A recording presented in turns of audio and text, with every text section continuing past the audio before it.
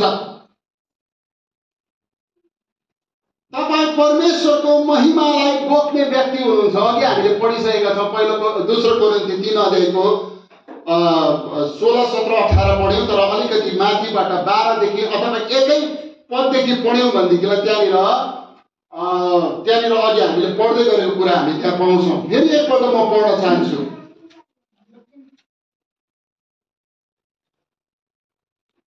तपाईँले झट्टै खोलिदिनुहोस् न, यो यूहन्नाको 17 को 4 देखि पनि खोलिराखिदिनुहोस् है। अनि यो 3 को 12 देखि म पढ्छु है त।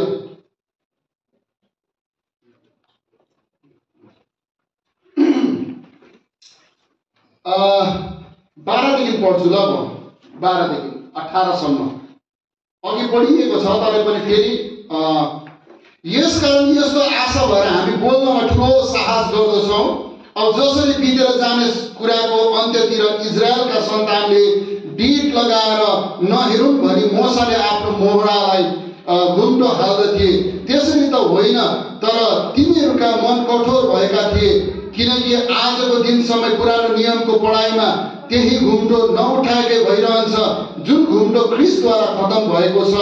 तर आजसम्म मोसाको पुस्तक पढ्दा तिमीहरूका मनमा घुम्टो लागिरहेको हुन्छ, तर जब प्रभुतिर मानिस फर्कन्छ तब त्यो घुम्टो उठाइन्छ। अब प्रभु त आत्मा हुनुहुन्छ, औ जहाँ प्रभुका आत्मा हुनुहुन्छ त्यहाँ स्वतन्त्रता हुन्छ। तर हामी सबैजना नढाकेको मोहडाले मुख हेर्ने ऐनामा जस्तै प्रभुको तेजलाई देखाएर जो आत्मा हुनुहुन्छ त्यही रूपमा एक देशबाट अर्को देशतिर बदल्दै जान्छौँ। आमेन। यहाँनिर के भन्दैछ भनेदेखि एउटा अर्को नेपालको संशोधित बाइबलले भन्छ एउटा महिमादेखि एक महिमादेखि अर्को महिमातर्फ। यो बाइबलले के हाम्रो पुरानो ट्रान्सलेसनले के भन्छ भने एउटा तेजदेखि अर्को तेजमा कसरी बढ्दै जान्छौँ भन्दै गर्दाखेरि जो चाहिँ प्रभुमा हुन्छ, जो चाहिँ प्रभुसँग हुन्छ, एउटा विश्वासी चाहिँ यत्तिकै होइन प्रिय, तपाईँ हामी यत्तिकै होइनौँ। हामी चाहिँ यो तेजदेखि अर्को तेजमा बदलिँदै बदलिँदै बदलिँदै जाने मान्छे हो। धेरैचोटि हामी के सोच्छौँ भनेदेखिलाई यो तेजमा बदलिने चाहिँ प्रभु आएर प्रभुका आगमन भएर स्वर्गमा उठाइएर हामी स्वर्गमा पो बदलिने भन्ने कुरा गर्छौँ। तर यो बदलिने स्वर्गमा बदलिनु त पर्दैन नि, बदलिनु यहाँनिर पर्दछ। स्वर्गमा त्यो मान्छे जान्छ जो चाहिँ यहाँ बदलिएको हुन्छ। स्वर्गमा त्यो मान्छे पस्छ, त्यो मान्छे मात्रै जान्छ, यीशुसँग बस्छ, जो मान्छे चाहिँ यहाँनिर त्यो महिमामा बनिएको हुँदछ। आज तपाईँ हामी यो ठाउँमा नै बनिएनौँ भनेदेखिलाई, यहाँनिरै त्यो महिमालाई धारण गरेनौँ भनेदेखिलाई, त्यो ग्लोरीलाई त्यो तेजलाई धारण गरेनौँ भनेदेखिलाई हामी त्यो भित्र त्यो महिमाभित्र हामी प्रवेश गर्न सक्दैनौँ। यसै कारणले गर्दाखेरि बाइबलले के भन्छ कि हामीलाई एउटा घुम्टोले के गरेको छ, घुम्टो लगाइएको जस्तो भएको छ। हामीले अघि प्रस्थानको किताबमा पढ्दै थियौँ, जब मोसा चाहिँ सिनै पर्वतमा परमप्रभु परमेश्वरले बोलाउनु भयो। मोसालाई कहाँ बोलाउनु भयो? सिनै पर्वतमा बोलाउनु भयो। इजरायलीहरूलाई मोसाले कनान देशको यात्रा, मिस्रको त्यो दासत्वबाट निकालेर यात्रा गर्दै गर्दै गर्दै लाँदाखेरि आदि बिचमा कनान त्यो सिनैको फेदमा आइपुग्दै गर्दाखेरि परमेश्वरले भन्नुभयो, ए मोसा माथि आइज, म तँसित बात गर्छु। अनि जब सिनै पर्वतमा मोसा पुगे तब त्यो पर्वत चाहिँ डल्लै के भयो भनेको छ, बादलले ढाक्यो भनेर भनेको छ। अनि त्यो बादल चाहिँ यस्तो खालको बादल छ, यो अहिले हाम्रो तुवालो लागेको यो बर्खामा उठेको बादल जस्तो होइन।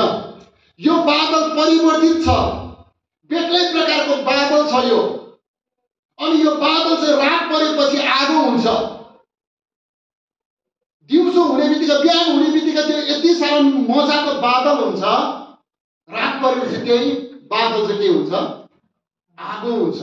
प्रभुले यहाँनिर भन्नुभयो त्यहाँ देख्दै गरेको आगो चाहिँ भस्म गर्ने आगो जस्तो थियो। तपाईँ अनि मलाई परमेश्वरले यो महिमाभित्र लानका लागि परमेश्वरले हामीलाई बोलाउनु भएको छ। तपाईँले यूहन्नाको 17 अध्यायमा को 4 अनि 5 पदमा पढ्नुभयो भनेदेखिलाई तपाईँले त्यहाँ के देख्नुहुन्छ भनेदेखिलाई येशू ख्रीष्टले यसरी प्रार्थना गर्नुहुन्छ। यूहन्ना 17 अध्याय चाहिँ येशू ख्रीष्टको प्रार्थनाको अध्याय हो। त्यहाँनिर येशू ख्रीष्टले के भन्नुहुन्छ भनेदेखिलाई परमेश्वर पिता जसरी मैले तपाईँको महिमा गरेको छु त्यसरी अब मेरो महिमा गर्नुहोस्। अब मेरो महिमा हुने बेला आयो, मेरो महिमा गर्नुहोस् भनिकन प्रभु येशू ख्रीष्ट आफैले पितासँग प्रार्थना गर्नुहुन्छ। रोमी 8को 17 पद अनि 28 देखि 30 पदसम्म पढ्नुभयो भनेदेखिलाई तपाईँले त्यहाँनिर के देख्नुहुन्छ भनेदेखिलाई येशू ख्रीष्टसँग रहने मान्छे चाहिँ महिमित हुन्छ भनेर भनेको छ। येशू ख्रीष्टलाई उहाँले के गर्नुभयो? महिमित बनाउनु भयो। येशू ख्रीष्टसँग हुने मान्छे चाहिँ येशूसँग हुने मान्छे चाहिँ येशू जस्तै महिमित हुन्छ भनेर भनेको छ। अब महिमाको एक दुईवटा कुरालाई अझै हामीहरू हेर्दै जाउँ। महिमा बोक्ने मानिस भनेको चाहिँ के हो त भन्दै गर्दाखेरि चाहिँ यो चाहिँ परमेश्वरको स्वरूपमा बनिनु भन्ने कुरा हो। यहाँ हेर्नुहोस् तपाईँले, यहाँनिर आज मैले यो पावर पोइन्ट बनाएर ल्याएको छु। महिमा बोक्ने मानिस भनेको परमेश्वरको स्वरूपमा बनिनु भनेको हो। उत्पत्ति 1 अध्यायको 26 अनि 27 पदमा परमप्रभु परमेश्वरले भन्नुभयो आऊ हामी मानिसलाई आफ्नै स्वरूप र आफ्नै प्रतिरूपमा बनाऊ। आफ्नै स्वरूप र आफ्नै प्रतिरूपमा। अब यहाँनिर स्वरूप भन्ने शब्दलाई हिब्रूमा चाहिँ त्यसलाई भन्ने शब्द चलाएको छ र प्रतिरूप भन्नेलाई चाहिँ डिमुथ भन्ने शब्द चलाएको छ। हिब्रूको शब्द हो। हाम्रो बाइबल चाहिँ पुरानो करार चाहिँ हिब्रूमा लेखिएको हो। हिब्रू अनि अलिकति दानियलको केही खण्डमा त आरामिक भाषामा लेखिएको छ अनि अर्को चाहिँ यो नयाँ करार चाहिँ ग्रीकमा लेखिएको। त्यस कारणले गर्दाखेरि हामीहरू अलिकति डेफमा अलिकति गहिरो भागमा जानु हो भने हिब्रू र ग्रीकको अलिकति नलेज हुनुपर्छ बाइबल पढ्दाखेरि। नभए त्यसै बित्थामा हामीहरू नेपाली पढ्दाखेरि त अर्कै अर्थ लगाइपठाउँछौँ। अब यहाँनिर स्वरूप र प्रतिरूप भनेको मैले पहिला सुन्दाखेरि बुझ्ने चाहिँ के बुझ्थेँ भन्दाखेरि चाहिँ स्वरूप भनेको चाहिँ म जस्तै छ परमेश्वर भन्ने बुझ्ने। सायद कतिजना तपाईँले त्यही बुझ्नु भएको होला अहिलेसम्म। तर त्यो भनेको होइन। स्वरूप र प्रतिरूप भनेको चाहिँ यसको यो हिब्रू शब्दको अनुपात चाहिँ के हुन्छ भन्दाखेरि चाहिँ आकार भन्ने हुन्छ। आकार भनेको चाहिँ बनावट, समानता भन्ने हुन्छ, आकृति भन्ने हुन्छ, छाया भन्ने हुन्छ। अनि इङ्ग्लिसमा चाहिँ यसलाई यो डल्लैलाई भन्नु हो भनेदेखि चाहिँ रिसेम्बल भन्छ नि, रिसेम्बल गरेको भन्छ नि। आज फोरेनको दामी दामी गाडी चाहिँ रिसेम्बल गरेर इन्डियामा चाहिँ त्यही गाडी जस्तै बनाउँछ तर इन्डियन कम्पनीले बनाउँछ। गाडी चाहिँ झन्डै फोरेनको टाइपको हुन्छ तर त्यो चाहिँ के हो गाडी चाहिँ इन्डियन। त्यो चाहिँ रिसेम्बल हो, जस्तोको त्यस्तै तान्नु खोजेको। त्यही चाहिँ गाडी होइन। टोयोटाको जति पनि गाडी यहाँनिर कुद्छ त्यो फोरेनबाट आएको टोयोटा होइन। त्यसले रिसेम्बल गरेको त्यहाँबाट तानेको मात्रै हो। दामी छ गाडी तर त्यो फोरेनमा गएपछि त्यो टोयोटा जस्तो छ नि त्यस्तो होइन। त्यो यहाँ अलिकति रिसेम्बल गरेर बनाएको। रिसेम्बल भनेको चाहिँ अब त्यसको मतलब चाहिँ तपाईँ यो यसको अझै गहिरो भागमा हामीहरू गयौँ भनेदेखिलाई चाहिँ यो जुन आकार, समानता, आकृति, छाया, यो जुन रिसेम्बल भन्ने यसलाई गहिरो भागमा अझै गहिरो हेर्दै गयो भनेदेखिलाई चाहिँ एउटै शब्द मात्रै आउँछ, त्यो चाहिँ हो ग्लोरी। स्वरूप भनेको चाहिँ परमेश्वरको महिमा। तपाईँ मलाई परमेश्वरले चाहिँ उहाँको महिमामा सृष्टि गर्नुभएको। प्रभु परमेश्वरको त्रिएकत्वमा त्यहाँनिर सल्लाह हुँदैछ। हामी मानिसलाई बनाउँदै गर्दाखेरि उनीहरूभित्र हामी के हालौँ? हाम्रो महिमालाई हालौँ। अनि त्यही महिमाको लागि चाहिँ, त्यही ग्लोरीको लागि चाहिँ आज के हुन्छ? लडाउँ त भइराखेको छ। तपाईँले याद गर्नु 14 यसाया 14 अध्यायलाई तपाईँले पढ्नुभयो भने 12, 13, 14 पढ्नुभयो भने त्यहाँनिर लुसिफरको बारेमा लेखिएको छ। लुसिफरले भन्छ कि म परमेश्वर जत्तिकै हुन्छु, म परमेश्वरको बादलहरूभन्दा माथि जान्छु, म मेरो सिंहासन माथि बनाउँछु। किन भनेको त्यो भन्दै गर्दाखेरि त्यस शैतानले, जुन लुसिफरले चाहिँ पृथ्वीमा परमेश्वरको महिमा बोक्ने आदम र हव्वालाई देखेको थियो। त्यसै कारणले गर्दाखेरि लुसिफरलाई पनि यो याद भयो कि सिंहासन चाहिँ कसको रहेछ? आदम र हव्वाको लागि रहेछ, अथवा मानिसको लागि रहेछ, उहाँको स्वरूपमा बनिएको मान्छेको लागि रहेछ। यस कारणले गर्दाखेरि यही मान्छेबाट भएर म कहाँनिर जान्छु? अब त्यो सिंहासनमा जान्छु जहाँ चाहिँ महिमा बसेको छ। र त्यस कारणले गर्दाखेरि परमेश्वरले यो उहाँको स्वरूप भन्ने कुरा चाहिँ मानिसमा हालिदिनु भयो। त्यसै कारण जुन दिन फल खायो नि, फल खायो, फल खाने बित्तिकै परमेश्वरले मानिसलाई कस्तो देख्नुभयो भन्नुहोस् त? आदम र हव्वालाई के देख्नुभयो परमेश्वरले? उत्पत्ति 3 अध्यायमा के देख्नुभयो परमेश्वरले? के देख्नुभयो मान्छेलाई? मान्छेलाई नाङ्गो देखेन परमेश्वरले। नाङ्गो चाहिँ मान्छेले मान्छेलाई देखेको खासमा, तर परमेश्वरले चाहिँ मान्छेलाई माटो देख्नुभयो। जब महिमा उठ्छ नि मान्छे माटो हुन्छ, मान्छेको भ्याल्यु हुँदैन। यहाँनिर परमेश्वरले मान्छेलाई माटोबाट चाहिँ बनाउनु भयो, तर त्यहाँनिर त्यो माटोलाई चाहिँ महिमाले कभर गर्नु भएको थियो। जुन दिन मान्छेले पाप गर्यो त्यसै दिन त्यो महिमा चाहिँ उडेर गयो, त्यसै दिन त्यो महिमा उडेर गयो। अनि त्यो महिमालाई परमेश्वरले फर्काउनको लागि थुप्रो प्रयासहरू गरे। इजिकियलमा हामी अलिकति जाउँ न, अलिकति म तपाईँलाई आज हतारसँगले पनि लान चाहन्छु, बुझ्ने कोसिस गर्नु होला। इजिकियल 2 अध्यायमा परमेश्वरले त्यो महिमालाई देखाउने कोसिस गर्नु भएको छ। इजिकियलको 1 अध्यायको 22 देखि 28 सम्म पढ्यौँ भनेदेखिलाई परमेश्वरले त्यहाँनिर एउटा महिमा देखाउने कुरा गर्नुभएको छ। अनि त्यो महिमा चाहिँ के को लागि देखाउँदै हुनुहुन्छ भन्दै गर्दाखेरि चाहिँ इजिकियललाई परमेश्वरको काममा बोलाउँदै गर्दाखेरि,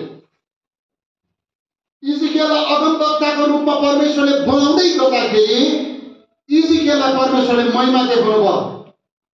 त्यसै कारणले गर्दाखेरि आजको दिन म त्यो प्रभुको सेवाकाई गर्नको लागि म अलिकति पनि थाक्दिनँ। किनभनेदेखिलाई त्यो महिमा परमेश्वरले त्यो व्यक्तिलाई दिनुहुन्छ जसले चाहिँ परमेश्वरको सेवा गर्न रुचाउँदछ, जसले चाहिँ दिन रात परमेश्वरको सेवा गर्नको लागि, मण्डलीको हरेक कुरा गर्नको लागि आफूलाई समर्पण गर्दछ। त्यो व्यक्तिलाई परमेश्वरले उहाँको महिमाभित्र जहिले पनि लानुहुँदछ। कतिचोटि त हामी अल्छी गर्छौँ सङ्गति जानु, तर किन भन्दै गर्दाखेरि चाहिँ हामीलाई त्यो महिमाभित्र बस्न चाहिँ शैतानले पटक्कै दिँदैन। शैतानले दिँदैन, किनभने त्यसलाई आरिस लागिहाल्छ। एउटा विश्वासी चाहिँ महिमाभित्र प्रवेश गर्यो भनेदेखि आज यहाँनिर थुप्रै परिवारहरू त्यो महिमाभित्र सबै पस्न सकिराखेको छैन। तपाईँले विश्वास गर्नुहुन्छ गर्नुहुन्न मलाई थाहा छैन, तर म यो कुरा महसुस गरिरहेको छु। यी दिनहरूमा मैले यो कुरा देखिराखेको छु, मान्छेलाई धेरै गाह्रो परिराखेको छ। त्यसै कारण गाह्रो परेको कारणले गर्दाखेरि परमेश्वरको महिमाभित्र उनीहरू के गर्न सकेको छैन? प्रवेश गर्न सकिराखेको छैन, बस्न सकिराखेको छैन। अब अलिकति हामीले त्यो महिमाका कुराहरूलाई हामीले हेर्दै गर्दाखेरि महिमा कसरी आउँछ त भन्दै गर्दा एउटा ख्रीष्टद्वारा आउँछ। 1:14 पदमा के भन्नुभयो? देह चाहिँ के, वचन चाहिँ के भयो? देह भयो। अनि देह चाहिँ परमेश्वरबाट आएको महिमा जस्तो हामीले देख्यौँ भनेर भन्छ यूहन्नाले। त्यो भन्दै गर्दाखेरि पवित्र आत्माद्वारा, पहिलो पत्रुस 4:14 पदमा पढ्नु भयो भनेदेखि त्यहाँनिर पाउनुहुन्छ पवित्र आत्मा। अघि कुरा हुँदैछ पवित्र आत्माको, अहिलेको समय चाहिँ पवित्र आत्माको समय हो। पवित्र आत्मा बिना केही पनि हुँदैन। हामीले भर्खरै मात्रामा कालिम्पोङमा हामीले हामीले एउटा मुभमेन्टलाई सुरु गरेका छौँ। अनि त्यो मुभमेन्ट त्यसको सेवाकाईहरू अब हामी गर्न गइराखेका छौँ। हरेक यो कुन प्रकारले हुन्छ प्रभुसँग हामी प्रार्थना गरिकन गइराखेका छौँ। अनि अब यो जुनको 7 तारिक हामी एउटा ठुलो एउटा फेरि पनि एउटा सेवा गर्न गइराखेका छौँ। अब त्यतापट्टि नजाउँ, तर मैले तपाईँलाई भन्दै गरेको कुरा चाहिँ के हो भनेदेखिलाई पवित्र आत्मा अब यसको अर्कै भाग हो। त्यसले गर्दाखेरि म त्यतापट्टि जान, तर महिमा भित्र पस्नको लागि पवित्र आत्मा जरुरी छ। परमेश्वरको वचन आज मान्छेको लागि अघि यहाँनिर पुरानो करार पढ्दाखेरि मूसाको समयमा के घुम्डो लगाएको जस्तै आज वचन चाहिँ मान्छेको लागि घुम्डो लागेको बराबर भएको छ। उहिले सुनेका कुराहरूमा मात्रै बसिराखेको छ, तर वचन यति साह्रो गहिरो छ, यति साह्रो प्रशस्त छ। परमेश्वरले वचनलाई खोल्दै हुनुहुन्छ यी दिनहरूमा। अब इजिकियलले दर्शनमा देखेको महिमा चाहिँ अब यो त नक्सा मात्रै गरेको हो, खासमा यस्तै त थियो कि थिएन थाहा छैन, तर वर्णन गरिएको छ नि त्यो इजिकियल 1 अध्यायको 22 देखि 28 सम्म वर्णन गरेको महिमाको झलक चाहिँ यस्तै खालको छ। यो अलिकति नक्सा मात्रै तपाईँलाई दिइराखेको। अब यो महिमामा पुग्ने बाटो चाहिँ यीशुले हामीलाई के गर्नु भएको छ, खुल्ला गर्नु भएको छ। हामी यीशुद्वारा त्यो महिमाभित्र प्रवेश गर्न सक्छौँ। निद्रा लाग्दैछ क्या कतिजनालाई?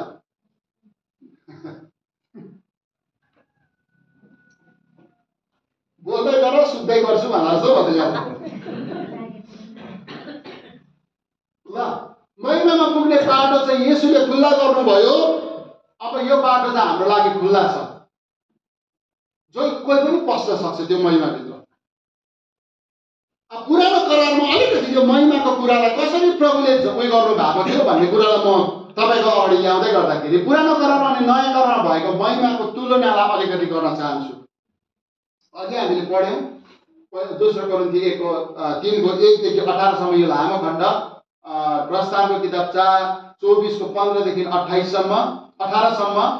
अनि अर्को तपाईँले पढ्नुभयो भनेदेखि 25 को 8 पदलाई पनि पढ्नुभयो भनेदेखि तपाईँले त्यहाँ पाउनुहुन्छ प्रस्थान 25 को 8 मा। अनि त्यहाँनिर चाहिँ भेट हुने पाल परमेश्वरले मूसालाई फेरि पनि के भन्नुभयो, म तिमीहरूसँग भेट गर्छु नि हो। हेर्नुहोस् परमेश्वर कति साह्रो इच्छा मानिससँग भेट गर्नु, कति साह्रो इच्छा। आज पनि तपाईँसँग त्यत्तिकै इच्छा गर्नुहुन्छ, परमेश्वर त्यत्तिकै इच्छा गर्नुहुन्छ तपाईँसँग भेट गर्नु। व्यक्तिसँग, पास्टरसँग मात्र होइन, इभान्जलिस्टसँग मात्र होइन, बाइबल वुमेनसँग मात्र होइन, एल्डरसँग मात्र होइन, तर प्रत्येकसँग, नानीहरूदेखि लिएर वृद्ध भएको हरेक प्रभुका जनहरूसँग के गर्न चाहनुहुन्छ? परमेश्वर भेट गर्न चाहनुहुन्छ।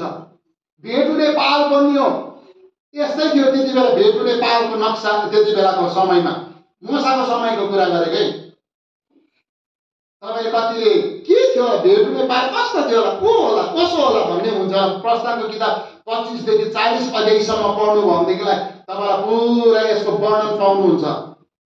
अब यहाँनिर भेट हुने पालमा चाहिँ यो भेट हुने पाल हो। यो वरिपरि चाहिँ 12वटा कुलहरू इजरायलीहरू बसोबास यो चाहिँ उजाड स्थानमा भएको कुरा है त।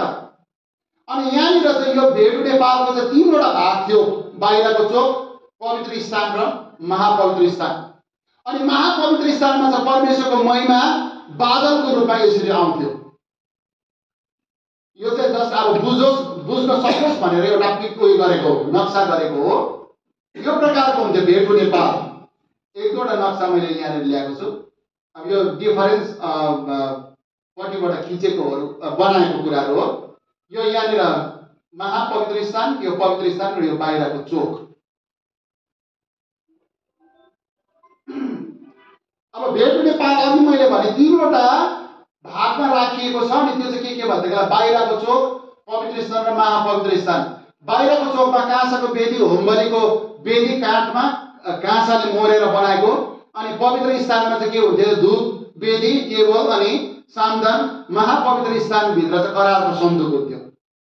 यो त अब तपाईँले सुनिराख्नु, करारको सन्दुक चाहिँ यो प्रकारको थियो त्यो समयको है। यो चाहिँ यसरी परमेश्वरको महिमा चाहिँ महापवित्र स्थानभित्र प्रवेश गर्दथ्यो। अब करारको सन्दुक अथवा टेबल यहाँनिर प्रस्थानको 25 अध्यायमा तपाईँले पढ्नु भएदेखिलाई एउटा यहाँनिर के गरेको छ भनेदेखिलाई एउटा काठको बनाउनु भनेर भनेको छ, जसलाई चाहिँ बबुल काठ भनेर भनेको छ। सिटिङ वुड बबुल काठ, अनि त्यसलाई चाहिँ पुरा के गर्नु, सुनले मोहर्नु भनेर भनेको छ। अब यो चाहिँ करारको सन्दुकभित्र त्यसको लम्बाइ हो। यो लम्बाइ चौडाइ चाहिँ कस्तो हुनु पर्थ्यो भनेदेखिलाई यो 3.75 फिट 2.25 फिट। अब त्यस पछाडि यहाँभित्र करारको सन्दुकभित्र चाहिँ साक्षी पार्टी मर्न हालेको भाँडो, हारुनको गोपीलाई लागेको लौरो चाहिँ त्यो भित्र थियो। अनि त्यो माथिको चाहिँ कृपा आसन भनेर भन्छ। यो माथिको कृपा आसन हो। यो यहाँनिर चाहिँ मर्सी सिट भनेर भनिन्छ। परमेश्वरको उपस्थिति चाहिँ यहाँनिर आउँथ्यो। अब यो बबुल काठ चाहिँ, बबुलको रुख चाहिँ यस्तो हुन्थ्यो, बबुलको रुख। अब रुख सिधा छ। यो हाम्रो चर्चमा थुप्रो मिस्त्रीहरू छ यहाँनिर। अब यो काठलाई लगेर टेबल बनाऊ भन्यो भने के हुन्छ होला? मिस्त्रीले के गर्छ होला? दाजु के गर्नुहुन्छ? यस्तो खालको काठ चाहिँ लिएर टेबल बनाइदेऊ त, दामी टेबल हुनुपर्छ, साइजको टेबल हुनुपर्छ भन्यो भने के हो? बनिन्छ यो काठ यसको। तर परमेश्वरले करारको सन्दुक जहाँ परमेश्वरको महिमा हुन्थ्यो, भेटी राख्ने टेबल जहाँनिर चाहिँ परमेश्वरको उपस्थितिको रोटी हुन्थ्यो, त्यो टेबल बनाउने, करारको सन्दुक बनाउने जिम्मा चाहिँ परमेश्वरले मसँग भन्दै गर्दाखेरि चाहिँ केबाट बना भन्यो? बबुल काठबाट बना भन्यो।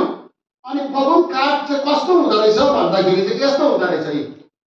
यो खालको हुँदो रहेछ, गाँठा र गुठी बाङकुटे यता न उता भएको, साइजै छैन। धुप्पीको काठको बना भनेको मिस्त्रीलाई सजिलो पर्थ्यो। अब यो बबुल काठ चाहिँ के हो त? यसको अलिकति गुण म तपाईँलाई बताउँछु है त। किन चाहिँ मैले महिमाको कुरा गर्दैछु भन्दाखेरि प्रभुले किन परमेश्वरको उपस्थितिले आउने ठाउँ चाहिँ पुरानो करारमा चाहिँ बबुलको काठ चुन्नुभयो भन्दै गर्दाखेरि बबुलको काठ चाहिँ कस्तो रहेछ भनेदेखिलाई चाहिँ यो चाहिँ उजाड स्थानमा राम्रोसँगले बढ्ने रुख रहेछ। उजाड स्थानमा जसमा चाहिँ पानी छैन। अरू रुखलाई चाहिँ के चाहिन्छ? पानी चाहिन्छ, मलिलो भूमि चाहिन्छ। तर यो चाहिँ कहाँनिर बस्दो रहेछ? उजाड स्थानमा, मरुभूमिमा। यसलाई पानी पनि चाहिँदैन। यो यति साह्रो यो रुख सप्रिँदो रहेछ त्यहाँनिर। अनि जहाँनिर चाहिँ को बसोबासो गर्थे, इजरायलीहरू बसोबासो गर्थे, त्यहीँनिर चाहिँ यो रुख हुँदो रहेछ। अर्को चाहिँ यसलाई सिथिम भनेर भन्छ, जसको चाहिँ कष्टकार भनेको छ। एकदमै यो कष्ट पाएर उम्रिँदो रहेछ क्या त। यो कष्ट पाएर उम्रेको। अर्को चाहिँ अकसिया पनि भनेर भन्छ, जसलाई चाहिँ खोटो निकाल्यो, यसको चाहिँ चोप निक्लिँदो रहेछ। अनि बबुल काठको चाहिँ आध्यात्मिक भनेको चाहिँ आत्मिक अर्थ रहेछ।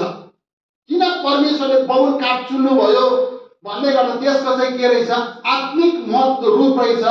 त्यसले चाहिँ के देखाउँदो रहेछ भन्दाखेरि चाहिँ पूर्ण जन्म भनेर देखाउँदो रहेछ। पूर्ण जन्म भनेको चाहिँ बर्न एगेन भनेको, फेरि पनि जन्मिनु भनेको।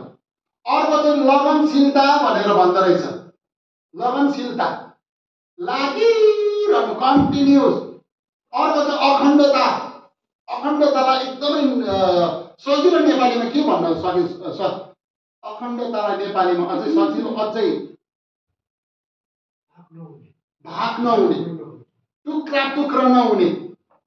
हेर्नुहोस् यो बबुल काठको यस्तो खालको एउटा के रहेछ भन्दाखेरि चाहिँ विशेषता रहेछ, गुण रहेछ। अनि यो चाहिँ अर्को चाहिँ के रहेछ भन्दाखेरि यो रुख चाहिँ सदाबहार भन्छ नि, हरियो, सधैँ 12 मासे हरियो हुने रुख रहेछ। अनि यसले चाहिँ के बताउँछ भन्दाखेरि चाहिँ आत्माको अमरतालाई बताउँदो रहेछ बबुल काठले। अब तपाईँ चाहिँ बबुल काठ हुनुहुन्छ, कस्तो होला? कोही छ यहाँनिर सिधा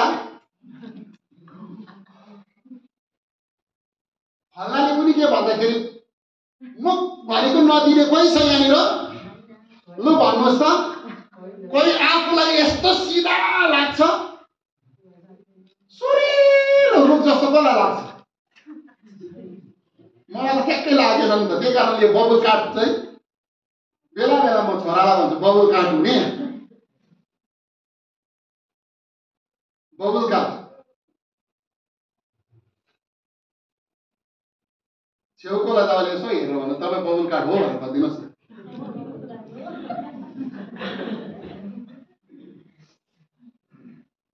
हेर्नुभयो नि है, बबुल काट, बबुल गुरु। बाइबलमा पढ्नुहोस् त, त्यहाँनिर टेबल बनाउनु बबुलकै काठ भनेको छ, त्यो करारको सन्दुक बनाउनु पनि बबुलकै काठ भनेको छ। अहिले बनाउनु पर्दैन बबुल काठले करारको सन्दुक, टेबल बनाउनु पर्दैन। तर यो चाहिँ अहिले चाहिँ मानिससँग हामीसँग मिल्दछ, बबुलको काठ। परमेश्वरले चाहिँ हामीलाई के गर्नुहुन्छ? साइज गर्नुहुन्छ। परमेश्वरको उपस्थिति बोक्नु भनेको चाहिँ त्यो मिस्त्रीको हातमा जानु छ, जुन मिस्त्रीले चाहिँ हामीलाई के गर्दछ? त्यो कार्पेन्टरको। त्यसै कारण यीशु ख्रीष्ट कार्पेन्टरको घरमा जन्मिनु भएको जस्तो लाग्छ मलाई। त्यो उहाँले रन्जा लगाउनुहुन्छ, सिधा गर्नुहुन्छ, सकिन्जाले उहाँले के गर्नुहुन्छ? चेप्नुहुन्छ, जोड्नुहुन्छ। सायद यो बबुल काठको टेबल बनाउँदाखेरि अब मिस्त्रीहरूलाई आइडिया हुनुपर्ने कि सानो सानो टुक्रा टुक्रा टुक्रा टुक्रा टुक्रा काटेर त्यसलाई के गर्थ्यो होला? जोडेर बनाउँथ्यो होला। किनभने साइजको बनाउनु भनेको छ प्रभुले, यत्तिकै लथालिङ्गै बनाउनु भनेको छैन, टेढा मेढा हल्लिने टेबल बनाउनु भनेको छैन। एकदमै दामी टेबल बनाउनु, जुन टेबलमा चाहिँ मेरो उपस्थिति आउँछ भनेर भनेको छ, जुन करारको सन्दुकमा चाहिँ मेरो उपस्थिति आउँछ भनेर भनेको छ। अब यहाँनिर भएका बबुल काठहरू, हिमालयन प्रिन्सेस काठमा भएका बबुल काठहरू अब टेबलको साइजमा हुनुपर्छ, करारको सन्दुकको साइजमा हुनुपर्छ, ताकि परमेश्वरको महिमा चाहिँ शक्तिशाली रूपमा चर्चमा आओस्। यो चर्चमा आओस्, एउटा व्यक्तिमा आओस् त्यो महिमा चाहिँ। तपाईँ जहाँ जाँदाखेरि पनि त्यो महिमा बोकेर जाने व्यक्ति हुनुपर्छ। तपाईँले छुँदाखेरि बिमारीहरू निको हुनुपर्छ। अबको समय चाहिँ प्रभुले मण्डलीमा ल्याउनु भएको समय चाहिँ यो हो। यही चाहिँ कुरा प्रभुले खोज्दै हुनुहुन्छ, यही कुरा खोज्दै हुनुहुन्छ प्रभुले। यो महिमा दिन प्रभु तयार हुनुहुन्छ, तर महिमा बोकेर हिँड्ने मान्छेलाई प्रभुले खोज्दै हुनुहुन्छ। अनि आज प्रभुले भन्नुहुन्छ कि यो भित्र त्यो व्यक्ति छ, यो भित्र त्यो व्यक्ति हुनुहुन्छ जसले मेरो महिमालाई बोकेर हिँड्छ। म तपाईँलाई आज यो कुराहरू भन्दै गर्दाखेरि तपाईँको जीवनमा प्रभुले जहाँनिर साइज गर्नुपर्छ त्यो ठाउँमा प्रभुले साइज गर्दै हुनुहुन्छ। सायदै तपाईँ सानो सानो कुराहरूमा तपाईँलाई मन ठ्यासै हुन्छ होला। कतिचोटि हेर्नुहोस् न, यहाँनिर यो लगनशीलता भन्ने कुरा, अब यो चाहिँ यो ट्रेबलनेकल अथवा त्यो भित्र तम्बुभित्र भएको कुराहरू हो। यसले यो यहाँनिर चाहिँ परमेश्वरले कसरी काम गर्नुहुन्थ्यो, महिमा कसरी आउँथ्यो, हेर्नुहोस् त, सबै कुरा साइजको छ होइन। यो टेबल साइजमा छ, यो यो यो टेबल यो छ, यो करारको सन्दुक हो, यो टेबल हो। यहाँनिर भेटीको रोटीहरू, यो भेटीको रोटी राख्ने टेबल हो, यो सामदान हो। यो सबै चाहिँ केमा छ? साइजमा छ।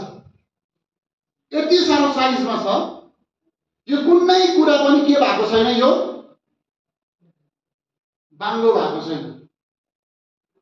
त्यसै कारणले गर्दाखेरि परमेश्वरले त्यति बेला यो बनाउने मान्छेहरू चाहिँ निपुण कारिगर भनेर भनेको छ, निपुण सिकाउने होइन। यति सानो निपुण कारिगरलाई लेखोस् भनेर परमेश्वरले आदेश दिनुभयो मूसालाई।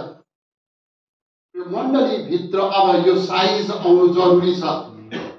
मण्डलीभित्र यो साइज यो हुनु जरुरी भनेको होइन फेरि। यो टेबल राख्नुपर्छ, यो सामदान राख्नुपर्छ, यो भेटीको टेबल रोटी ल्याउनुपर्छ भनेको होइन। तर यो चाहिँ उदाहरण हो। परमेश्वरले पुरानो करारमा उदाहरण एउटा छायाको रूपमा दिनुभयो।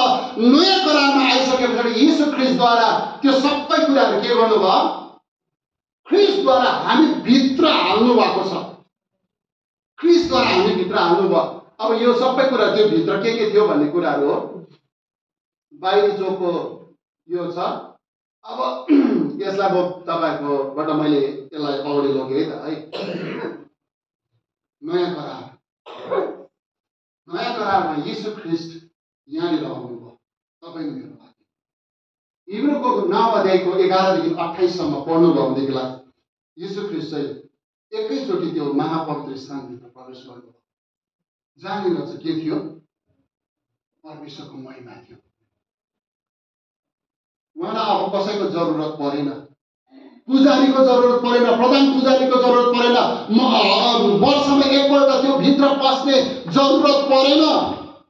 अब सिधै येशू ख्रीष्ट उहाँ त्यो काठको क्रुसमा जब उहाँ झुन्डिनुभयो, उहाँ सिधै त्यो महापवित्र स्थानभित्र प्रवेश गर्नुभयो। हिब्रू 9को 11 देखि 28 पढ्नुभयो भनेदेखि तपाईँले त्यहाँनिर पाउनुहुन्छ। अब त्यो पवित्र स्थान र महापवित्र स्थानलाई छुट्याउने एउटा पर्दा थियो। तपाईँ हामीलाई थाहा छ नि होइन? यीशु ख्रीष्टको मृत्यु हुँदाखेरि त्यो पर्दा चाहिँ के भयो? च्यातियो टुप्पादेखि फेदसम्म। अनि यो पर्दाको थिकनेस भन्छ नि, यो पर्दाको थिकनेस चाहिँ कति थियो अरे? 4 इन्च। यो पर्दा चाहिँ 4 इन्च बाक्लो थियो अरे। कत्रो होला त्यो भनेपछि मान्छेले हल्लाउनु नसक्ने पर्दा ठुलो। अहिले म तपाईँलाई यो अलिकति यो यस्तो प्रकारको थियो। यो चाहिँ हेरोद सोलोमन राजाले बनाएको मन्दिरको बारेमा त अब तपाईँलाई थाहै छ। यो प्रकारको मन्दिर थियो। यो मन्दिरभित्र चाहिँ त्यो पर्दाले चाहिँ के गरेको थियो? यो पर्दाले चाहिँ छेकेको थियो। अब जस्तो कि हाम्रो चर्च भयो, हल भयो, बाहिरको ठाउँ भयो, पवित्र स्थान भयो, महापवित्र स्थान। अनि यसमा चाहिँ 4 इन्चको पर्दा, बाक्लो पर्दालाई त मान्छेले त्यति पनि हल्लाउनु सक्दैन नि। यो पर्दालाई के गर्नु सक्दैन? हल्लाउनै सक्दैन। त्यत्रो ठुलो पर्दा, 4 इन्चको पर्दा। अनि वर्षमा एकपल्ट प्रधान पुजारी भित्र त्यो करारको सन्दुक भएको ठाउँमा सबै जातिको पापलाई लिएर ऊ जाँदै गर्दाखेरि उसले कम्मरमा डोरी बाँधेर जानु पर्थ्यो, ताकि ऊ पनि सानो गल्ती गरेको मान्छेसँग त्यो उपस्थितिमा जाने बित्तिकै पुग्नुकै मर्थ्यो। अनि उसको त्यो लबेदाको मुनि घन्टीहरू झुन्डाएको थियो। अनि त्यो घन्टी टिङ्लिङ टिङ्लिङ टिङ्लिङ बजेन भनेदेखिलाई यीशु ख्रीष्टको जन्ममा त्यो घटना भएको छ। मतलब त्यस्तै कुरा। भित्र जाँदाखेरि जकरिया भन्ने मान्छे चाहिँ कहाँ गएको थियो? भित्र पूजा गर्दै थियो। वर्षमा एकपल्ट ऊ भित्र पसेको थियो। अनि यूहन्नाको जन्मको सन्देश दिन लागि स्वर्गदूत स्वाट्टै आउँदाखेरि त त्यो मान्छे हेरेकै भयो। बजेन बाहिर, त्यो लुगा चलेन। अनि बाहिर पनि भन्छ जकरिया अब के भयो? मर्यो। अब उसलाई तानेर निकाल्नुपर्छ। भरे बाहिर निस्किँदाखेरि ऊ नबोल्ने लाटा भएर जन्मेको छ। परमेश्वरको उपस्थिति भित्र मान्छे जाँदै गर्दाखेरि मान्छेलाई केही पनि हुनसक्छ। त्यस कारणले गर्दाखेरि यो पर्दा प्रभु यीशु ख्रीष्टले के गर्नुभयो? दिनुभयो। अब त्यो बार छैन, त्यो छेक्ने ठाउँ छैन। हामी सोझै परमेश्वरको उपस्थितिभित्र, परमेश्वरको महिमाभित्र हामी जान सक्दछौँ। अब यो चाहिँ यरुशलेममा भएको मन्दिरको यो मैले अलिकति, अनि यो मन्दिर चाहिँ 990 देखि 931 BC-मा पहिलो मन्दिर बनिएको थियो, जो चाहिँ 586-87 BC-मा के भए? बेबिलोन नबुकदनेस्सर राजाले नष्ट गरिदियो यो मन्दिर। यो भव्य मन्दिरलाई नष्ट गरिदियो। अब सेकेन्ड टेम्पल चाहिँ हेरोद राजाले बनाए 516 BC-मा। यस्तो खालको थियो त्यसको हेरोदको टेम्पल। अनि यो चाहिँ कति बेला भएको भन्दाखेरि 70 AD-मा। यो चाहिँ 70 AD-मा यसलाई नष्ट गरे। अनि रोमी साम्राज्यले यसलाई नष्ट गर्यो। अनि यही सेकेन्ड टेम्पल नष्ट भएको टेम्पललाई अब थर्ड टेम्पल बनाउने कोसिस गर्दैछ। अनि यो कोसिस, यो थर्ड टेम्पलको बनिनुको कारण चाहिँ के हो भनेदेखिलाई यीशु ख्रीष्टको दोस्रो आगमन नजिक छ भन्ने कुरा हो। नयाँ करारमा चाहिँ मन्दिर भनेको चाहिँ को हो त अब? हजुर, हामी हौ नि। नयाँ करार अनुसार चाहिँ मन्दिरले चाहिँ यीशु ख्रिस्टले त्यो मन्दिरको बनावटहरू यीशु ख्रिस्टले चेलाहरूसँग बातचित गर्दै गर्दाखेरि प्रभुले के भन्नुभयो? यसलाई भत्काइदियो, 3 दिनमा म यो मन्दिरलाई के गर्छु? बनाइदिन्छु। प्रभुले यस्तो इजी कुरा गर्नुभयो, 3 दिनमा यो मन्दिर बनाउँछु। अनि उसले भन्छ 40 वर्ष लागेको मन्दिर। अरू फरिसीहरू सदुकीहरू त्यहाँ बनाउन सुरु गर्छ। 40 वर्ष लागेको मन्दिर चाहिँ कसरी 3 दिनमा बनाउँछ? यसले परमेश्वरको विरोध गर्दैछ, परमेश्वरको निन्दा गर्दैछ। किनभने मन्दिर चाहिँ इजरायलीहरूको लागि चाहिँ यति साह्रो इम्पोर्टेन्ट हो मन्दिर। अनि आज पनि तपाईँले त्यो पश्चिमी भागको वालमा गएर इजरायलीहरूले प्रार्थना गर्ने गर्छ अनि सानो सानो यो प्रेयर रिक्वेस्टहरू त्यहाँनिर हाल्ने काम गर्छ। अहिले यरुशलेममा भत्किएको छ त्यो मन्दिर, अब फेरि बनाउने कोसिस गर्दैछ। तर इजरायलमा मन्दिर बनोस् या नबनोस्, यीशु ख्रिस्टले पर्दा च्याचुत पारिकन मन्दिर बनाइसक्नु भएको छ। मन्दिर के गरिसक्नु भएको छ? बनाइसक्नु। उहाँले आफ्नै शरीरको निम्ति बोल्दै हुनुहुन्थ्यो। उहाँको बौरी उठाइ भइसक्यो अनि बौरी उठिसक्यो पछाडि जब पवित्र आत्मा आउनुभयो, प्रेरित 1:8ले भन्छ जब शक्ति तिमीहरूमा आयो, प्रेरित 2 अध्यायले भन्छ पवित्र पेन्टेकोस्टको दिनमा पवित्र आत्मा आयो। त्यस दिनदेखि परमेश्वरले मन्दिरलाई निर्माण गर्नुभयो। अनि त्यो मन्दिर चाहिँ मत्ती 16:18 भन्छ सिमोन पत्रुसलाई तिमी माथि म मेरो मण्डली स्थापना गर्छु। अनि त्यो मण्डलीमाथि चाहिँ मृत्यु विजय हुँदैन। कस्तो शक्तिशाली कुरा छ नि। त्यो मन्दिर तपाईँ हुनुहुन्छ। ख्रिस्टले बनाउनु भएको मन्दिर, उहाँको पुनरुत्थानको शक्तिमा बनाउनु भएको मन्दिर तपाईँ हुनुहुन्छ। छेउको साथीलाई भनिदिनुहोस् न, तपाईँ ख्रिस्टको पुनरुत्थानमा सृष्टि भएको मन्दिर हुनुहुन्छ। भन्नुहोस् त, कतिले बुझ्नै भएको छैन के हुँदैछ, के भन्दैछ, माथिबाट गाँठु आए जस्तो भइरहेको छ। तर फेरि यति बुझ्नुहोस्, तपाईँ मन्दिर हुनुहुन्छ। अनि त्यो मन्दिरमा चाहिँ परमेश्वरले आफ्नो महिमा सदा सर्वदाका लागि ल्याउन चाहनुहुन्छ। आमेन। सदा सर्वदाका लागि ल्याउन चाहनुहुन्छ, एकछिनको लागि होइन। पुरानो करारमा चाहिँ तोकिएको ठाउँमा एकछन महिमा आउँथ्यो। त्यो आउँदाखेरि त मान्छे के हुन्थ्यो हेर्नु सक्थेन। आज त यहाँनिर महिमाको सट्टामा त अर्को कुराले हेर्नु नसक्ने भइरहेछ। बुझ्नुहुन्छ नि कुरा? गाह्रो भइराखेको छ। एउटाले अर्कोलाई कुन प्रकारले हेर्दै हुन्छ। अब हामी चाहिँ यो आखिरी दिनको मण्डलीहरू चाहिँ यो मन्दिर हुनु जरुरी छ। नयाँ करारको मन्दिर हुनु जरुरी छ, जहाँ चाहिँ परमेश्वरका आत्मा बास गर्नुहुन्छ। पावलले त्यसै कारणले प्रश्न गर्छ, के तिमीहरूलाई थाहा छैन तिमीहरू परमेश्वरको मन्दिर हो र त्यो मन्दिरभित्र चाहिँ परमेश्वरको आत्मा बास गर्नुहुन्छ भने के तिमीहरूलाई थाहा छैन? तपाईँ परमेश्वरको मन्दिर हुनुहुन्छ। के तपाईँलाई थाहा छैन? तपाईँ भित्र को हुनुहुन्छ?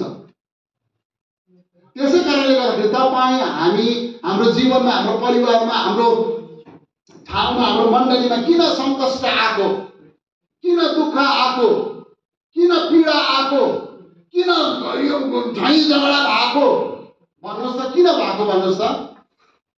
किन भएको भन्नुहोस् त? तपाईँ महिमामा पढेको शैतानलाई पटक्कै मन पर्दैन, तपाईँलाई पुरानो बबुलमा नै फर्काउन चाहन्छ। पुरानो बबुलमा फर्काउन चाहन्छ, त्यो बाङ्गे भएको मान्छे भएको फर्काउन चाहन्छ। अनि त्यस कारणले चाहिँ शैतानले तपाईँलाई च्वासै के हालेर के गरिरहेको हुन्छ? तपाईँलाई अनौठो मान्छे बनाइराखेको हुन्छ। किनभने परमेश्वरको महिमा बोकेको मान्छेलाई शैतानले हेर्नै सक्दैन। परमेश्वरको महिमा बोकेर हिँड्ने मण्डलीलाई शैतानले हेर्नै सक्दैन। म तपाईँलाई यो भन्छु, तपाईँ, हामी, यो मण्डली, म सधैँ जहाँ जाँदा पनि म भन्ने गर्छु, मेरो मदर चर्च मेरो आमा मण्डली तपाईँ महिमा बोकेको मण्डली हुनु जरुरी छ। महिमा बोकेको मण्डली यो चर्चभित्र जसै मान्छे पस्छ यो भित्र परमेश्वरको आत्माले मान्छेलाई छाता छुल्ल बनाउनु जरुरी छ। त्यो कुरा आउनु जरुरी छ। हामीले धेरै इतिहास पढ्यौँ, मण्डलीको जागृतिको इतिहासहरू पढ्छौँ। म यति धेरै किताबहरू पढ्दै गर्दाखेरि म थुप्रो ठाउँमा परमेश्वरले ल्याउनु भएको जागृतिको कुराहरू पढिराखेको छु। अनि परमेश्वरसँग मेरो प्रार्थना यही छ, प्रभु जागृति फेरि दोहोऱ्याउनुहोस्। कास्यममा पहिलोचोटि स्थापना भएको मण्डली हिमालयन प्रिचर्स, जागृति यो मण्डलीबाट फुटेर निस्किनुपर्छ। हामीहरू त्यो जागृतिलाई फुटाउँ, त्यो महिमालाई यहाँबाट बगाउँ। के गर्नुपर्छ मैले त्यसको लागि म तयार छु। त्यो महिमालाई बोकेर अब मानिसहरू कहाँ पुर्याउनको लागि जब तपाईँहरूले लाल समुद्र इजरायलीले तर्दै गर्दाखेरि दुई भाग भएको छ। लाल समुद्र दुई भाग भएको छ अनि उनीहरू ओबानो जमिनबाट बाहिर उता जाँदैछ, पानी तर्दैछ, लाल समुद्र तर्दैछ। मिठो घटना लाग्छ मलाई, तर्दैछ। पछाडिबाट के गरिरहेको छ, मिश्रको सेना त्यो घोडचढी रथहरू भनेर भनेको छ। रथ र घोडाहरू चाहिँ बिस्तारै हिँड्दैन, तिनीहरू चाहिँ यस्तो रफ्तारमा हुन्छ, धुलो उडाएर आउँछ। तर इजरायलीहरूको साधन छैन, उनीहरू त हिँड्दैछ। नानीहरू छ, गाई बस्तु भेडा बाख्रा लत्त छ। त्यो छिटो गयो होला, तिनीहरू छिटो तर्यो होला, कति टाइम लाग्यो होला।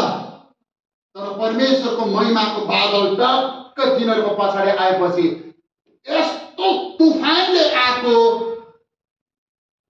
मिश्रको सेना पनि के हुन्छ, अड्किन्छ। प्रिय, जीवनमा आउँदै गरेको तुफान छ नि, महिमा बोकेर हिँड्नुहोस्, अड्केर जान्छ। यो चाहिँ अबको मण्डलीको अधिकार हो। प्रिय, यो चाहिँ हरेक विश्वासीको अधिकार हो। हामी यतिमा सीमित नबनौँ। प्रिय, प्रभुले हामीलाई अझै त्यो शक्ति र त्यो सामर्थ्यमा ल्याउन चाहनुहुन्छ। प्रभुले हामीलाई त्यो भागमा लान चाहनुहुन्छ। मत्ती 16:18 त्यही कुरा भनेको छ। येशू ख्रीष्टले म मेरो मण्डली त माथि स्थापना गर्छु, जसमा चाहिँ नरकको ढोकाहरू के हुँदैन, प्रबल हुँदैन। नरकको ढोकाहरू प्रबल हुँदैन, मृत्यु प्रबल हुँदैन। तपाईँलाई छोप्न लागेको छालहरू के हुँदैन, प्रबल बन्दैन। मैले अस्तिको आइतबारमा चाहिँ मेरो चर्चमा मैले यही वचन बोलिराखेको थिएँ। क्रिस्चियन जीवनको यात्रा, चेलाहरू भरपेट खायो। तपाईँले युट्युबमा मेरो युट्युब च्यानल छ, किनभने मैले किन खोलेँ भन्दाखेरि मलाई थुप्रोले भने तपाईँले बोलेको वचन हामी पनि सुन्छौँ, अनि त्यो रेकर्ड गरेको चाहिँ त्यतिकै पठाउनु सकिँदैन रहेछ। धेरै ठुलो साइज भएकोले गर्दाखेरि त्यहाँदेखि युट्युब च्यानलबाट अनि थुप्रैले प्रभुको वचनहरू सुन्ने गर्छ, थुप्रैले सुन्छ। अनि आज पनि मैले यहाँ रेकर्ड गरेको चाहिँ किन भन्दाखेरि यो अरूले पनि सुन्नुपर्छ। अनि मैले भन्दै गरेको त्यति बेला जब समुद्रमा चेलाहरू पारिपट्टि जाऊ, प्रभुले भन्नुभयो तिमीहरू पारिपट्टि जाँदै गर। म भिडलाई 5000लाई रोटी खुवाउनु भयो, माछा खुवाउनु भयो, अनि 5000लाई म बिदा गरिकन म आउँछु, तिमीहरू जाऊ। उनीहरू जाँदै थिए, रातभरि उल्टा बतास भएकोले गर्दाखेरि नाउका ख्याउन सकेन उनीहरू। अल्झेको भयो। तर प्रभु यीशु ख्रीष्ट कहाँनिर जानुभयो, एकान्तमा प्रार्थना गर्नु जानुभयो भनेर लेखेको छ। अनि जब उहाँ एकान्तमा प्रार्थना गरेर जानुभयो अनि बिहानको 3 बजीतिर उहाँ समुद्रमा हिँड्दै आउनुभयो। मत्तीले चाहिँ पत्रुस पनि समुद्रमा हिँडेको कुरालाई बताउँछ, तर मर्कुसले चाहिँ यीशु मात्रै समुद्रमा। अनि उनीहरू कालिन्छ, उनीहरू चिच्याउँछ, भूत आयो। अनि यीशुले भन्छ होइन, म नै हुँ। अनि मैले मण्डलीलाई भन्दै थिएँ, प्रिय हो, जिन्दगीको हरेक कुराहरूमा त्यो छालहरू जति नै आए पनि यीशुले चाहिँ म नै हुँ भनेर हाम्रो छेउमा आउनुहुन्छ। हामीले चिन्नु जरुरी छ। यीशु छेउमा आएको चाहिँ चिन्नु जरुरी छ। चेलाहरूले चिनेन, किनभने तिनीहरूको मन के भएको थियो, रोटीले खायो नि। यो बुढोले कसरी यत्रो रोटी बनाए 5वटा रोटीबाट खानु भनेको अलिकति होइन, यो के चाहिँ भएको त्यो मनमा उयो गर्दा गर्दा यो बुढोले के गर्छ भनेर उनीहरू वाक्क यिनीहरू यति साह्रो मन कठोर भएको थियो भनेर भन्छ क्या त। मन कठोर जब हुन्छ यीशुलाई चिन्दैन। मन जब कठोर हुन्छ मान्छेले यीशुलाई चिन्दैन। र त्यस कारणले गर्दाखेरि हामी चाहिँ महिमा बोक्ने व्यक्ति। नयाँ करारको मन्दिर सिम्बोलिक भनेर भनेको छ, अथवा त्यो चाहिँ हामी हौ नि। त्यति बेलाको मन्दिर चाहिँ कस्तो थियो, काठले बनिएको, सुनले बनिएको थियो, सुनले बनिएको थियो। त्यसै कारण यीशु ख्रीष्टले भन्नुभयो यो ढुङ्गामाथि ढुङ्गा रहने छैन। 70 80 त्यस्तै भयो। यरुशलेममा आगो लगाइदियो अनि यरुशलेमको मन्दिर सुनले बनिएको थियो। अनि सुनहरू पग्लेर कहाँ गयो, ढुङ्गाको चेपमा पस्यो। अनि मानिसहरूले पछि त्यो ढुङ्गा टिपेर सुन उकाएर लगे। प्रभुले बोल्नु भएको हरेक कुरा चाहिँ यरुशलेमको मन्दिरमा पुरा भएको छ। आजको समयमा हाम्रो जीवनमा परमेश्वर बोलेको हरेक कुरा पुरा हुन्छ। हाम्रो जीवनमा पुरा हुन्छ। अनि त्यस कारणले गर्दाखेरि म तपाईँलाई के भन्छु भनेदेखिलाई तपाईँ त्यो महिमा बोक्ने व्यक्ति हुनुहुन्छ। मैले अघि भने पहिलो कोरिन्थी 3:16 पद र 17 पदले के भन्छ, तिमीहरू परमेश्वरको मन्दिर हो। अनि यो मन्दिरलाई जसले नष्ट गर्छ म त्यसलाई के गर्छु, नष्ट गर्छु। हेर्नुहोस् यीशु ख्रीष्टको प्रतिज्ञा हो। प्रिय पुनरुत्थान हुनुभएको यीशु ख्रीष्टको प्रतिज्ञा हो, जसले तिमीहरूलाई नष्ट गर्छ त्यसलाई म नष्ट गर्छु। तपाईले मेरो विरुद्धमा को खडा हुन सक्छ? यदि परमेश्वर हाम्रो तर्फमा हुनुहुन्छ भने, हाम्रो साथमा हुनुहुन्छ भने हाम्रो विरुद्धमा को खडा हुन सक्छ? कोही पनि हुन सक्दैन। त्यसकारण यो तपाईँ महिमालाई बोकेको व्यक्ति हुनुहुन्छ।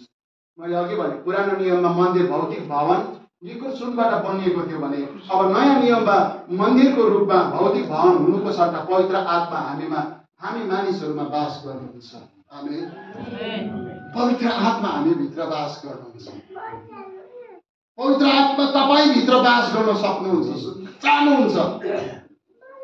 अनि त्यो भरपुरी भन्ने कुरो चाहिँ यस्तो कुरा हो जुन कुरो चाहिँ आगै भइबस्नु पर्दछ, आइरहनु पर्दछ। त्यो चाहिँ भरिरहनु पर्ने। हाम्रो घरमा सौदा एकपल्ट ल्याउँदाखेरि के हुँदैन, तपाईँले 1 महिनाको सौदापात घरमा ल्याउनुहुन्छ, फेरि नेक्स्ट महिना तपाईँ के गर्नुहुन्छ, फेरि ल्याउनुहुन्छ। किन ल्याउनु भएको? सक्छ नि त। खायो सक्यो फेरि ल्यायो, खायो फेरि सक्यो, फेरि ल्यायो, फेरि सक्यो, फेरि ल्यायो, फेरि सक्यो। आत्मिक जीवनमा यही हो। आत्माले भरियो, काम गर्यो, सक्दै जान्छ, पावर सक्दै जान्छ, फेरि पावर थप्नु पर्यो, ल्याउनु पर्यो माथिबाट। हरेक दिन गरिने कुरा हो यो। पवित्र आत्माले हरेक दिन भरिने कुरा हो। त्यसै कारणले गर्दाखेरि म यो भन्दैछु अहिलेको समयहरूमा म सबैसँग बातचित गर्दा पनि यो भन्छु कि अब फेरि पनि त्यो कालिम्पोङमा भएको जागृति फेरि आउनुपर्छ। आगो फेरि बल्नुपर्छ, मान्छे फेरि उड्नुपर्छ। पवित्र आत्माले उडाएको मान्छे त यही चर्चको पो रहेछ खासमा त। कोट्याउँदै जाँदाखेरि त कालिम्पोङको त्यो दशकमा, त्यो समयमा 70 को दशक 60 तिर परमेश्वरका आत्माले मान्छे उडायो भनेर हामीले सुन्थ्यौँ, अहिले सुन्छौँ, किताबहरूमा पढ्छौँ। त्यो घटनाहरू त यही चर्चको मान्छेहरू रहेछ नि। पछि आएर यही चर्चमा मान्छे भएको रहेछ भनेपछि हाम्रो चर्चलाई परमेश्वरले नि त्यत्तिकै चाहिँ राख्नु भएको होइन। यो कमानको जागृति ल्याउनुको लागि अब यो मण्डली चाहिँ त्यो महिमामा उभिनै पर्छ। उभिनै पर्छ। उभौँ हामीहरू कसरी हुन्छ अब? हामी कसरी हुन्छ उभौँ? प्रभु एकान्तमा प्रार्थना गर्न जानु। अनि यो एकान्तको प्रार्थना यति साह्रो महत्त्वपूर्ण छ। बिहान उठेर गर्नुपर्ने प्रार्थना 3 बजीको प्रार्थना एकदमै इम्पोर्टेन्ट छ। मेरो जीवनमा थुप्रो कुराहरू खोलेको छ यो बिहानको 3 बजीको प्रार्थनाले, एकान्तको प्रार्थनाले। अनि तपाईँ जसो सुरु गर्नुहुन्छ यो 3 बजी गरिने प्रार्थना, रातको 4थो पहर, त्यो अन्तिम पहर हो, त्यहाँदेखि उज्यालो हुन्छ। त्यो समयमा गरेको प्रार्थना साँच्चै शक्तिशाली हुँदो रहेछ। अनि त्यो प्रार्थनाले जीवनमा ठुलो परिवर्तन र ठुलो आशिषलाई लिएर आउँछ। यसरी तपाईँ महिमा बोक्ने व्यक्ति हुनुहुन्छ। आमेन। तपाईँ महिमा बोक्ने व्यक्ति हुनुहुन्छ। तपाईँको छेउकोलाई एकपल्ट फेरि भन्नु, जब हामी मुखले स्वीकार गर्छौँ नि, मुखले स्वीकार गर्नु चाहिँ त्यो जीवनभित्र पस्नु, त्यो चाहिँ बिउ हो। जब मैले मुखले स्वीकार गर्न थालेँ, बोल्न थालेँ, तब चाहिँ हुन सुरु भयो। म एउटा घटना भन्छु, सायद मैले यहाँनिर भनेको छु या छैन। लकडाउनको समयमा हामी सबैजना आफ्नो आफ्नो ठाउँमा थियौँ। हामी पनि कालिम्पोङमा थियौँ। हामीहरू काशीमा आएको थिएनौँ त्यति बेला, कालिम्पोङमै। अनि बिहान चाहिँ मैले अनलाइन सेवाकाई गर्दै थिएँ, अनलाइन। अनि एकपल्ट के भयो भनेदेखिलाई अमेरिकामा एउटा परिवार थियो, अहिले पनि छ अमेरिकामा, नेपालबाट हो। अनि उनीहरू चाहिँ उनीहरूको फर्स्ट बेबी, पहिलो नानी चाहिँ त्यो परिवारमा कन्सिभ भएको थियो, त्यो बहिनीको पेटमा। अनि अमेरिका जस्तो जग्गा हाम्रो इन्डियामा भन्दा त कता सबै टेक्नोलोजीहरू दामी भएको।